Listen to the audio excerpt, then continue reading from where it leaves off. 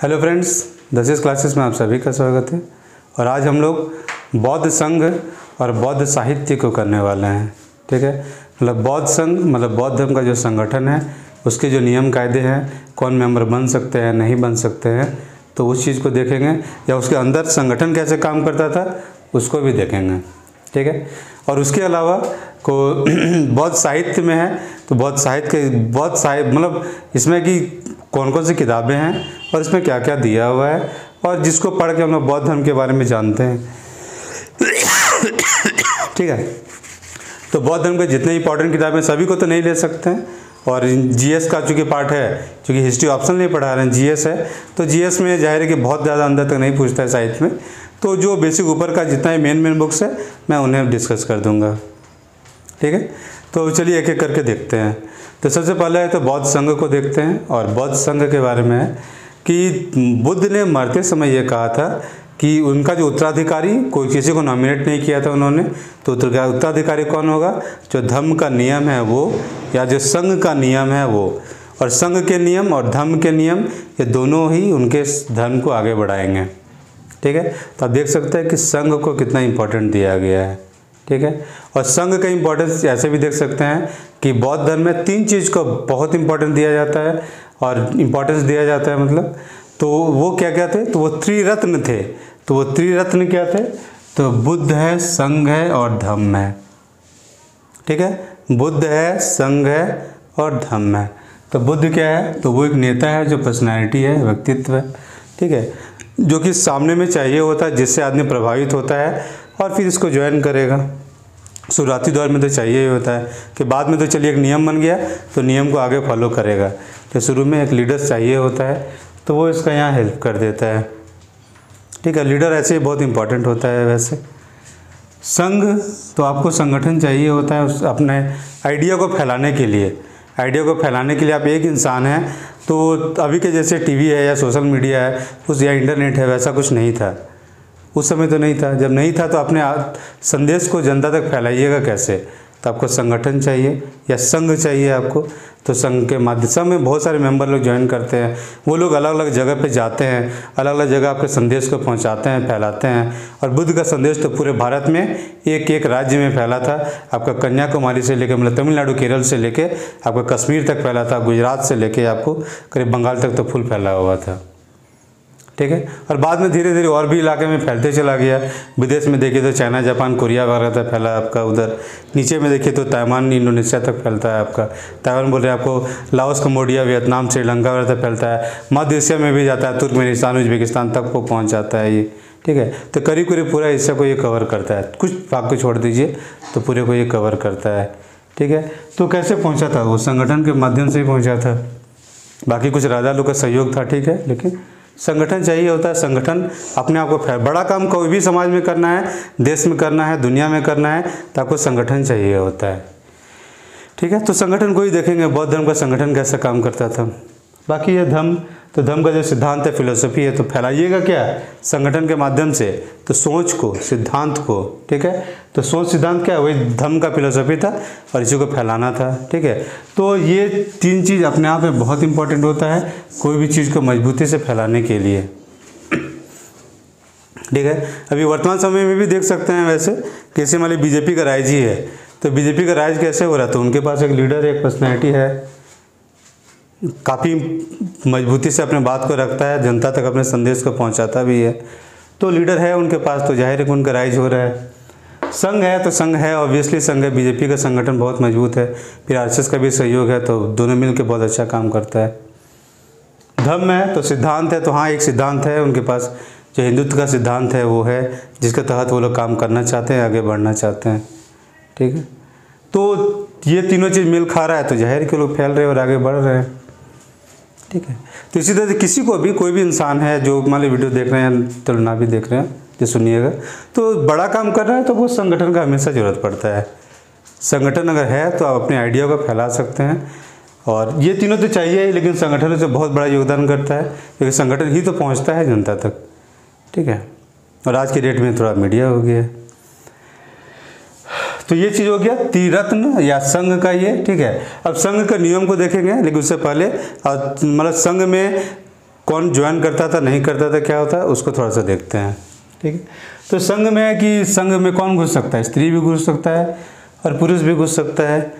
तो संघ का एक खेला ये था कि शुरुआती दौर में बुद्ध स्त्री को सदस्य नहीं बनाना चाहते थे संघ का, लेकिन उनका एक शिष्य था मोस्ट प्रोबेबली आनंद, वो जब कहते हैं तो स्त्रियों को संघ का अध्यक्ष बनाने का जो डिसीजन ले लेते हैं। ठीक है, और तो स्त्री लोग का भी एक अपना संघ बनना शुरू हो जाता है। ठीक है, और स्त्री लोग का एक खासियत और था कि स्त्री लोग को हमेशा जब पुरुष भिक्षु होते थे तो उनके नीचे हमेशा रहना होता था, वो बराबरी के स्टेज में नहीं थे। लेकिन हाँ इतना है कि बौद्ध धर्म में स्त्रियां धर्म को ज्वाइन कर सकती थी, धर्म की किताबों को पढ़ सकती थी, परिचर्चा वगैरह सभी में भाग लेती थी। ठीक है, तो आपको एक माहौल तो दे रहा है कि आप अपने पर्सनैलिटी या व्यक्तित्व को आप आगे बढ़ा पा रहे हैं बौद्ध संघ में आकर के, स्त्रियाँ खास करके। ठीक है, तो एक तरह से वुमेन एम्पावरमेंट के हिसाब से भी देख सकते हैं कि कुछ हद तक एम्पावरमेंट का मौका दिया जाता था बौद्ध धर्म में। उसके बाद है कि अब स्त्री तो हो गया, इसका संघ होता था और पुरुषों के या पुरुष बौद्ध भिक्षु जो होते थे उन्हीं के नीचे रहना होता था। ठीक है, और इनके लिए भी कुछ नियम थे, करीब 6 नियम का इन्होंने पालन करना होता था। ठीक है, अब आते हैं पुरुषों पे। तो पुरुषों के ऊपर से 2 लाइन हो जाता है, एक तो है उपासक और एक है श्रमण। ठीक है, उपासक है कि कोई भी गृहस्थ है, कोई भी है तो बौद्ध धर्म को घुस सकता, मतलब मान सकता है, मानने के लिए तो कोई रोक नहीं होता है। अभी भी देखते हैं कोई भी किसी भी धर्म को मान रहा है, कहीं कोई रोक नहीं है। ठीक है, तो उसी तरह से आप धर्म को मान सकते हैं। अब रहा श्रवण रहा। ठीक है, श्रमण, हाँ श्रमण है। तो श्रमण में है कि जो बौद्ध धर्म के अब संगठन में घुसेंगे जो पुरुष वाले, अब इनको मानना है। अब ये लोग उसके बाकायदा प्रॉपर सदस्य बनेंगे। इसको ऐसे देख सकते हैं जैसे जैसे साधु लोग होते हैं, किसी न किसी चीज़ से वो संगठन से जुड़े ही रहते हैं वैसे वो लोग। ठीक है, तो ये लोग भी संगठन से जुड़ेंगे। तो संगठन में घुसने के बाद भी यहाँ पे एक को श्रमण कहा जा रहा है, एक को भिक्षु कहा जा रहा है। ठीक है, तो श्रमण जो शुरुआती दौर में घुसते हैं, ठीक है, तो जब शुरुआती दौर में घुस रहे हैं उस चीज़ को उपसंपदा कहा जाता था वैसे, उपसंपदा। ठीक है, घुसने के टाइम क्या कहा जाता था, घुसने वाले क्रिया को उपसंपदा, जब सदस्य बन रहे हैं बौद्ध धर्म का। ठीक है, तो उसको उपसंपदा, यहाँ पे श्रमण है तो ये 10 साल तक आप इसके नीचे रहिएगा श्रमण के रूप में। 10 साल तक अगर आप ठीक से काम करते हैं, व्यवहार सभी को पसंद आता है, गलत काम नहीं करते हैं, धर्म लगता है संगठन को कि आप आगे बढ़ाइएगा चीज़ों को, तो फिर आपको भिक्षु बनाया जाता था। तो 10 साल के बाद आप भिक्षु ज्वाइन कर रहे हैं। इसको ऐसे भी देख सकते हैं कि 1 से 10 तक आप पढ़ रहे हैं, 10 में आपका जनरल बोर्ड का एग्ज़ाम होता है और इसमें अगर आप पास कर जा रहे हैं तो आप कॉलेज पहुंचते हैं, कॉलेज में आपका एंट्री मिलता है। अब तो +2 हो गया, सीधे कॉलेज में नहीं मिल रहा है, लेकिन +2 में एंट्री मिलेगा। अब फिर उसके अलग अलग स्टेज पे आप जाइएगा। ठीक है, तो ये हो गया 10 साल तक का आपको टाइम लगेगा यहाँ पे। ठीक है, तो पुरुष और स्त्री का भी अपना संघ होता था। पुरुष में 2 भाग में बटेगा, एक उपासक हो जाएगा जनरल फैमिली वाला, एक श्रमण हो जाएगा क्योंकि जो बुद्ध धर्म को जो मानने वाला जो उसका संघ का सदस्य है वो, और संघ का सदस्य भी 2 है। एक श्रमण लोग है कि आप शुरू में घुसिएगा तो श्रमण रहिएगा, 10 साल तक रहिएगा। अगर आपको गुण को पसंद आ जाता है, लगता है कि हाँ भिक्षु बनने लायक हैं, आपको भिक्षु बनाया जाएगा और भिक्षु बनिएगा तो फिर आप संगठन के धीरे धीरे काम करना शुरू कर दीजिएगा। एक चीज़ है, और इसके अलावा एक चीज़ और है यहाँ पे कि बौद्ध भिक्षु लोग आपका बहुत ही डेमोक्रेटिक तरीके से काम करते थे। जैसे अभी का प्रजातंत्र है, ठीक है, जब आप सदस्य को वहाँ चुन रहे हैं, फिर वहाँ आप जो क्या कहते हैं, जैसे हम लोग वोटिंग से चुनते हैं, ठीक है, तो वहाँ पे जो मीटिंग होता था कोई भी चीज़, तो वहाँ प्रस्ताव जो लाया जाता था, ठीक है, प्रस्ताव पर वोटिंग होता था। और वोटिंग आपको डायरेक्ट वोटिंग भी होता था, इनडायरेक्ट वाला भी होता है। जैसे हम लोग वोटिंग क्या देते हैं, इनडायरेक्ट वोटिंग देते हैं, नेता को नहीं पता होता है कि हम लोग किसको वोट दिए किसको नहीं दिए हैं, तो ये इनडायरेक्ट वोटिंग होता है। ठीक है, या फिर हाथ उठाने वाला संसद के अंदर इस तरह से भी वोटिंग होता है, वो डायरेक्ट वाला होता है। तो यहाँ संघ के अंदर डायरेक्ट वोटिंग भी होता था, इनडायरेक्ट भी होता था। कोई ऊपर कोई बैठा हुआ नहीं है जो ऑर्डर दिया और आपको मानना है, ये नहीं चलता था। एक प्रजातांत्रिक तरीके से यह काम करता था। और जो सर्वोच्च डिसीजन होता था, जो भिक्षु लोग का संघ होता था, भिक्षु का जो टॉप में कमेटी होता था, वो सेंट्रल कमेटी उस चीज़ को डिसीजन को लेता था, फाइनल डिसीजन। ठीक है, और फिर है कि क्या कहते हैं, हाँ, जो शुरू में तो घुसा उसको उपसंपदा कहा जाता था। फिर ये 9 महीना तक ये लोग घूम घूम के प्रचार करते रहते थे, जहाँ भी जाना है जाते थे, मांगते थे, खाते और प्रचार करते रहते थे। 3 महीना तक प्रचार पे रोक था, 3 महीना ये प्रचार नहीं कर सकते थे। और यह 3 महीना था आपका बरसात का महीना, 3 महीना, ठीक है। बरसात के महीना में ये लोग एक जगह पे रुक जाते थे, उस चीज़ को वास कहा जाता था, ठीक है। और वास के बाद फिर ये लोग प्रचार करने लगते थे। और इस जो वास का जो टाइम 3 महीना का होता था, इसमें हर 15 दिन के अंदर में या फिर हर पूर्णिमा कहिए या अमावस्या कहिए, इस ये पे वो लोग मिलते थे। और मिल के वो लोग अगर इस 15 दिन के अंदर कुछ गलत काम हो गया है उसको उन्हें बताना पड़ता था। और बताए हैं तो जो भी प्रायश्चित का ये होगा वो आपको करना पड़ेगा, ठीक है। लेकिन पूछा जरूर जाता था कि अगर इस बीच में कोई गलती तो नहीं हो गया है। उसी तरह जो वास का पीरियड जब ख़त्म होता था, ठीक है, जब 3 महीना में, तो उसके बाद भी पूछा जाता है कोई गलत काम तो नहीं हो गया तो प्रायश्चित कीजिए, नहीं तो फिर आप फिर तो जो संघ चल रहा है फिर प्रचार में लग जाइए अपना, या जो सीखना पढ़ना लिखना है वो सब करते रहिए, ठीक है। तो ये कुछ बेसिक नियम थे। इसके अलावा भी कुछ था कि कौन उसका सदस्य बन सकता है। श्रमण वगैरह तो बाद में बनेगा, श्रमण का है, लेकिन श्रमण बनने का क्राइटेरिया क्या था? तो श्रमण बनने में करीब 5-6 क्राइटेरिया था। पहला क्राइटेरिया ये था कि आपका 15 साल से ज़्यादा उम्र होना चाहिए, ठीक है। 15 साल से ज़्यादा आपका उम्र होना चाहिए, इससे कम में आपका वहाँ पे एंट्री नहीं लिया जाएगा, ठीक है। तो 15 साल को एक ऐसे भी देख सकते हैं ना कि 15-16 साल का वो उम्र होता है ना कि गार्जियन लोग अपना बच्चा से ज़्यादा सबसे ज़्यादा परेशान रहता है, क्योंकि बच्चा लोग इसमें बात सुन नहीं रहा होता है, ठीक है। कुछ लोग सुनते हैं वैसे, लेकिन ज़्यादातर लोग के बहुत सारा प्रॉब्लम होता है। जो जनरेशनल गैप का जो असर होता है इस समय खूब ज़्यादा दिखाई देता है, ठीक है। तो मैं भी कुछ चीज़ें ये सोचा होगा कि छोटा में तो बहुत लगा होता है बच्चा से, तो उस समय अगर सदस्य बनने लगेगा तो गार्जियन को दिक्कत होगा। बड़े में सदस्य बनेगा तो शादी उदी हो गया तो परिवार या बच्चा हो गया, बीवी हो गया तो उसको दिक्कत होगा। ये एक सही उम्र उस हिसाब के सब चुना होगा कि उसके हिसाब से लोग ये करता था। जो गार्जियन को भी परेशान कर रहा है, बेहतर सदस्य बन गया, गार्जियन को भी उतना दुख नहीं होगा, ठीक है। ये संभावना मैं बस बता रहा हूँ, ठीक है। ये एक हो गया कि 15 साल से आपका नीचे का नहीं होना चाहिए। दूसरा है कि आपको चोर नहीं होना चाहिए, डाकू नहीं होना चाहिए, ठीक है, कर्ज में डूबा हुआ नहीं होना चाहिए, ठीक है। फिर आपको अच्छा अस्वस्थ नहीं होना चाहिए, मतलब आपका स्वास्थ्य ठीक रहना चाहिए। राजा का सेवक नहीं होना चाहिए, ठीक है। चोर नहीं होना है, डाकू नहीं होना है, मतलब आपका क्रिमिनल टाइप का नहीं होना है, वैसे चोर भी नहीं हो सकते हैं। कर्ज में डूबे हुए हैं तो भी आपको सदस्य नहीं बनाया जाएगा। अस्वस्थ इंसान है, क्योंकि अस्वस्थ हैं तो आपका बीमारी दूसरे में भी फैल सकता है, तो इसलिए आपको नहीं लिया जाएगा। राजा का सेवक का भी आपको नहीं होना है, ठीक है। तो इसमें एक चीज़ और देख सकते हैं कि चोर है, किसको लूटिएगा? जो पैसा वाला है उसी को। आम इंसान के घर में तो चोरी कीजिएगा नहीं। मतलब जो समाज का जो शक्तिशाली वर्ग है उसके हित को अगर आप चोट पहुँचा रहे हैं तो आपको इस जगह का हित नहीं बनाया जाएगा। शुरुआती दौर में बौद्ध धर्म में संघ में यह था कि कोई भी मेंबर बनता था, किसी भी जाति के हों, कोई भी वर्ग के हों, आप बौद्ध संघ का मेंबर बन सकते हैं। लेकिन जब थोड़ा बहुत विरोध हुआ होगा, ठीक है, कि कोई भी सदस्य बन जाता है तो जाहिर है कि वो लोग धर्म के अगेंस्ट में कुछ कर नहीं सकता था, तो लोग नहीं कर रहा था उस हिसाब से। मतलब धर्म के ऊपर कैसे ये ले, तो लोग बस कंप्लेंट किया कि हाँ ऐसा ऐसा दिक्कत हो रहा है। तो धर्म या जो संघ था उसने भी अपने नियम में कुछ सुधार किया, और सुधार ये किया कि अब 15 साल वाला नीचे नहीं होगा, चोर भी नहीं होगा, डाकू भी नहीं होगा, ठीक है। कर्ज में जो डूबा हुआ है वो भी आपका मेंबर नहीं बन सकता है, ठीक है। ये क्या कर रहा है कि जो चोर शक्तिशाली वर्ग के घर में या पैसा वाला के घर में चोरी करेगा, आप यहाँ मेंबर नहीं बन सकते। डाकू जो पैसा वाला है उसी को लूटेगा, तो भी आप पैसा वाला के हित पे चोट पहुँचाइएगा, आपको यहाँ मेंबर नहीं बनाया जाएगा। कर्ज में डूबा हुआ, कर्ज किससे लीजिएगा? पैसा वाला शक्तिशाली वर्ग है उसी से, और उसको चोट पहुँचाए हैं, आप यहाँ मेंबर नहीं बन सकते हैं। अस्वस्थ तो चले जाने दीजिए। राजा का सेवक, तो राजा का सेवक है, मान लो वहाँ कुछ गड़बड़ कर दिया, यहाँ के साधु बन जा रहा है, या क्या कहता है कि आपको भिक्षु बन जा रहे हैं, तो आपको नहीं भिक्षु बनने दिया जाएगा, ठीक है।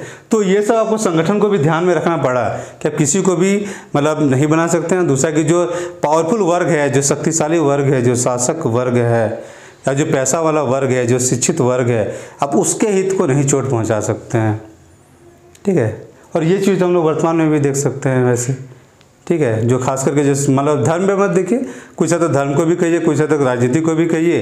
जो पावरफुल वर्ग होता है, जो पैसा वाला वर्ग होता है या जो शिक्षित वर्ग होता है, उसके हितों को इन जनरल चोट नहीं पहुंचाने का कोशिश करता है, ठीक है, क्योंकि ये लोग फिर आपको हटा भी सकता है इसीलिए, ठीक है। तो ये सब एक बेसिक क्राइटेरिया था इसका, पहला चीज़। दूसरा ये त्रिरत्न था, यहाँ पे संघ है, संघ का अपना इम्पोर्टेंस था और उसके भी कुछ नियम थे कि कौन मेंबर स्त्री के लिए अलग थे, पुरुष के मतलब स्त्री लोग भी बन सकती थी, पुरुष भी बन रहा है। उपासक है, श्रमण है, श्रमक और भिक्षु है। भिक्षु मतलब कुछ दिन बाद आपको ये जगह पे मिलेगा। और उसके अंदर में डेमोक्रेटिक प्रक्रिया चलता था कि डिसीजन में आपको कोई भी अगर प्रस्ताव आया तो वोटिंग होगा, वोटिंग में जो हो जीतेगा उसी के बात को माना जाता था, ठीक है। तो वैसे ही चलता था। तो ये इस तरह से लोग संगठन ये लोग का काम कर रहा था, ठीक है। अब थोड़ा सा मिटा के इसके साहित्य को देखते हैं। तो देखिए इनके साहित्य को देखते हैं। तो साहित्य में जो सबसे इम्पोर्टेंट था वो था आपका त्रिपिटक। और त्रिपिटक के अंतर्गत आता है आपका सुत्त पिटक, विनय पिटक और अभिधम्म पिटक। ये सबसे इम्पोर्टेंट किताब है, ठीक है। ये त्रिपिटक है, सुत्त पिटक, विनय पिटक, अभिधम्म पिटक, ठीक है। और बेसिकली लोग ये जो पिटक इसलिए कहते हैं कि ये लोग जब लिखते थे भोजपत्र या उस समय ताड़का पत्र जो भी था उसमें, तो उसके बाद एक टोकरी में रख दिया जाता था। तो इसलिए टोकरी को शायद में भी उसमें पिटक कहते थे, तो इसलिए पिटक लिया गया है वो, ठीक है। तो कहीं भी अगर कभी बहुत पहले मैंने कहीं क्वेश्चन में देखा है वैसे कि किस लिए पिटक नाम है, तो वो टोकरी में रखा था इसलिए पिटक नाम था, ठीक था। तो चलिए देखते हैं सुत्त पिटक, विनय पिटक, अभिधम्म पिटक। तो सुत्त पिटक में क्या है, तो सुत्त पिटक में बौद्ध धर्म का बेसिकली आपका उपदेश वगैरह है, ठीक है। तो याद करने के लिए मैंने पीछे मैंने बताया भी था वैसे शायद, नहीं तो फिर भी बता दे रहा हूँ। सुत्त पिटक का मतलब उपदेश कब दे रहा है, सुत्त मतलब सोया हुआ है, और जो सोया हुआ है और अपना उपदेश दे रहे हैं वो, ठीक है। और विनय पिटक, तो विनय मतलब क्या, आपको बहुत विनय के साथ बात करना है। किसको, तो इंसानों को समझाना है। ऐसे भी देखते हैं इंसानों को समझाना बहुत मुश्किल होता है वैसे, ठीक है। अगर इंसानों को समझा रहे हैं या अपने संगठन में उसको रख रहे हैं तो बहुत ही विनय या क्या कहते हैं प्रेम से बात करके आपको काम कराना पड़ेगा, रखना पड़ेगा। तो विनय के साथ कहाँ, तो संघ का नियम को पालन कराना है। संघ का नियम विनय के साथ। सुत्त पिटक, सो के आराम से आप उपदेश दिए जा रहे हैं। अभिधम्म पिटक, तो अभिधम्म पिटक में क्या आपको दार्शनिक चर्चा है बौद्ध धर्म का। बौद्ध धर्म का जो दर्शन से संबंधित है, फिलोसफी से संबंधित था, जो डीप चीज़ें हैं वो आपको अभिधम्म पिटक में मिलेगा। और ये आपका क्वेश्चन आंसर फॉर्म में दिया हुआ है, आपका मतलब क्वेश्चन आंसर प्रश्न उत्तर में आपको दिया हुआ है। अभिधम्म पिटक लिखा गया है ये तृतीय बौद्ध संगति में लिखा गया था, ठीक है। ये दोनों प्रथम बौद्ध संगति में लिखा गया था, सुत्त पिटक, विनय पिटक, ठीक है। अब सुत्त पिटक में ही काफ़ी सारा अलग अलग चीज़ भी है, ठीक है। एक दिग्ग निकाय बुद्धि है, ठीक है, एक मध्यम निकाय भी है, एक संयुक्त निकाय भी है। तो उतना जानने का जरूरत नहीं है। दिग्ग निकाय इसलिए जानिए क्योंकि इसमें जो बड़े बड़े जो चीज़ें दिया हुआ है, मतलब कुछ कुछ बातें दिया हुआ है, तो वो आपको दिग्ग निकाय में दिया हुआ है, ठीक है। और ये काफ़ी बड़ा भी है, सुत्त पिटक काफ़ी बड़ा है वैसे, ठीक है। इसी का एक हिस्सा है आपका धम्म पद भी है, ठीक है। इसी में जैसे दिग्ग निकाय है आपका, फिर आपको मध्यम निकाय है, संयुक्त निकाय है, फिर खुद्दक निकाय है। और जो खुद्दक निकाय है उसका भाग है आपका धम्म पद। जातक कथाएं सब खुद्दक निकाय का भाग है। उसमें थेरवादी या थेरवादी या थेरवादीन भी इसी का भाग है। वैसे क्या कहते हैं, दिग्ग निकाय का ही मतलब सुत्त पिटक का। तो वो सब उतना डीप में मत जाइए। जो मेन तीन है जहाँ पे कुछ आ सकता है क्वेश्चन, तो वो एक दिग्ग निकाय जिसपे में भी आ जाए। दूसरा धम्मपद, बहुत इंपॉर्टेंट है धम्मपद। धम्मपद क्या है कि बौद्धों का गीता है, जैसे हिंदू धर्म में गीता है, ठीक है, बहुत ही इंपॉर्टेंट किताब है, या कहे कि सबसे इंपॉर्टेंट किताब हिंदू धर्म का गीता ही है। तो उसी तरह से बहुत इंपॉर्टेंट किताब है आपका धम्मपद। और ये धम्मपद किस में दिया हुआ है, तो सुत्त पिटक में आपका धम्मपद दिया हुआ है, ठीक है। और इसी सुत्त पिटक में आपका जातक कथाएं भी दिया हुआ है। इससे काफ़ी बार क्वेश्चन पूछता है, ठीक है। जातक कथाएं क्या है, तो जातक कथाओं में बुद्ध ने जो 84,000 योनियों में जो जन्म लिया था, उसमें से 500 योनियों का चर्चा इसमें किया गया जातक कथाओं में, ठीक है। मतलब बुद्ध के पुनर्जन्मों की कथा, अलग अलग सिचुएशन में बुद्ध ने क्या डिसीजन लिया वो सब के बारे में इसमें बताया गया है। ये हो गया जातक कथाएं, बुद्ध की कहानियाँ हैं उसमें, ठीक है, बहुत फेमस है ये और ये पता होना चाहिए वैसे। उसके बाद है विनय पिटक। तो विनय पिटक में संघ का नियम है, संघ का जो नियम अभी संघ बता रहे थे, तो संघ का नियम कहाँ दिया हुआ है, तो ये विनय पिटक में दिया हुआ है संघ का नियम, ठीक है। विनय के साथ बात कीजिए आदमी से काम करवाने के लिए। अभिधम पिटक, तो ये दार्शनिक चर्चा है, तो ये हो गया, ठीक है। तो ये 3 किताब बौद्ध धर्म का बहुत इंपॉर्टेंट किताब है, ठीक है। अब इसके बाद देखते हैं कि कुछ धर्म से बाहर वाला भी किताब है जो कि धर्म से नहीं है, ठीक है, मतलब बौद्ध धर्म से संबंधित नहीं है लेकिन फिर भी जिसको डील कर रहा है। दीपवंश और महावंश, ये दोनों आपको श्रीलंका का किताब है, श्रीलंका के इतिहास का किताब है, लेकिन भारत के बारे में बहुत कुछ, जब बौद्ध धर्म के बारे में बहुत कुछ चर्चा मिलता है इसमें, तो इसको इसमें रख लिया था। दीपवंश महावंश कहाँ का किताब है, श्रीलंका का किताब है ये दोनों, ठीक है। तो इसलिए भी इंपॉर्टेंट बन जाता है, विदेश वाली किताब में आपका चर्चा है दीपवंश महावंश।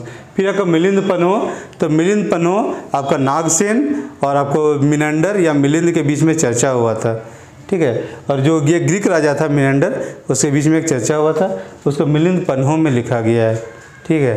ये मिनंडर क्वेश्चन पूछ रहा है और नागसेन उत्तर दे रहा था, ठीक है।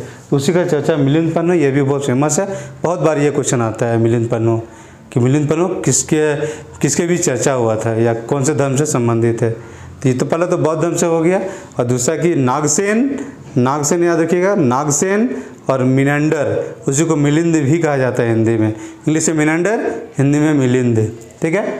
तो ये मिलिंद पन्हो काफ़ी इंपॉर्टेंट किताब है और धर्म से डायरेक्ट संबंधित नहीं है ये, ठीक है। उसके बाद आपको महायान में का भी कुछ बात किताब है, उसका अपना साहित्य महायान का भी, और महायान के साहित्य को आपको वैपुल्य सूत्र कहा जाता है। वैपुल्य सूत्र, ये रहा वैपुल्य सूत्र, आपको महायान की किताबों को कहा जाता है। और इसके अंतर्गत बहुत सारे किताब आते हैं, लेकिन मैंने बस कुछ जो थोड़ा सा इंपॉर्टेंट टाइप के मैंने सिर्फ उसी को लिया है, बाकी हैं तो है, सबको याद रखा नहीं जा सकता है वैसे। तो एक तो सुधर्मा पुंडरिका है, तो सुधर्मा पुंडरिका कहीं सधर्मा है कहीं सुधर्मा लिखा हुआ है, तो मैंने यहाँ सुधर्मा ही लिया हुआ है, ठीक है। तो सुधर्मा पुंडरिका बहुत इंपॉर्टेंट किताब है इसका। एक प्रज्ञा पारमिता, ये भी बहुत इंपॉर्टेंट किताब है। और लंकावतार, तो लंका नाम ऐसा है कि किसी को भी याद रह जाएगा, खास करके इंडिया में तो ज़रूर, ठीक है। तो लंकावतार याद हो जाएगा। ललित विस्तार, तो ललित विस्तार को याद करना पड़ेगा, ठीक है। कुछ स्कूल में ललित कलाएं नाम का कुछ सब्जेक्ट भी चलता था वैसे, तो जो लोग ललित कलाएं पढ़े हैं उनको ललित विस्तार आराम से याद हो जाएगा। ये दो याद हो गया, प्रज्ञा पारमिता, तो ये याद करना पड़ेगा, सुधर्मा पुंडरिका, तो इसको कर लीजिएगा, ठीक है। ये चारों किससे संबंधित है, तो आपको महायान बौद्ध धर्म से संबंधित है, ठीक है। बाकी इस वैपुल्य सूत्र में और भी किताब हैं, लेकिन सभी को इम्पोर्ट याद रखना संभव नहीं है तो उनको बता भी नहीं रहे, ठीक है। और यहाँ पे जैसे जातक कथाएं था, ये तो जातक कथाएं से सभी से संबंधित हो गया, ठीक है। लेकिन महायान का एक अपना बुद्धों का कहानी है, अलग अलग अवलोकितेश्वर या कहिए कि इसको बोधिसत्व का कहानियाँ हैं। तो बौद्ध धर्म में बोधिसत्व को ज़्यादातर माना जाता था, बुद्ध का बहुत ही विराट रूप को माना गया है महायान में, ठीक है। तो उसमें है कि क्या कहते हैं महायान, चुके चलिए थोड़ा सा भटक गए उसमें, चलिए उसको जाने देते हैं, ठीक है। तो उसके बाद है कि आपका महावस्तु है, महावस्तु पे भी क्वेश्चन आता है। तो महावस्तु किससे संबंधित था, तो लोकोत्तरवादी से संबंधित था, ठीक है। तो लोकोत्तरवादी एक पार्ट था बौद्ध धर्म में, जो हीनयान और महायान में टूटा था। फिर ये उससे पहले जो टूटा था वो सर्वास्तिवादी टूटा था और महासांघिक में टूटा था। तो सब अलग अलग टूटते चले गए हैं और बहुत सारे भाग में टूटे हैं। तो उसी में से एक भाग था आपको लोकोत्तरवादी, और उसी लोकोत्तरवादी का जो विनय पिटक था वो था आपका महावस्तु। विनय पिटक क्या है, संघ से नियम, संघ का नियम। तो लोकोत्तरवादी का जो संघ का नियम था उसको महावस्तु कहा जाता था, ठीक है। और उसके बाद अश्वघोष का बुद्ध चरित, यह भी बहुत फेमस किताब है, तो इसे भी मैंने ले लिया कि अश्वघोष ने एक बुद्ध चरित नाम का किताब लिखा था जो कि काफ़ी इंपॉर्टेंट है, ठीक है। तो ये सब कुछ बेसिक इंपॉर्टेंट किताबें थे जो बौद्ध धर्म से संबंधित था, ठीक है। तो चलिए नेक्स्ट क्लास में फिर मिलते हैं, थैंक यू।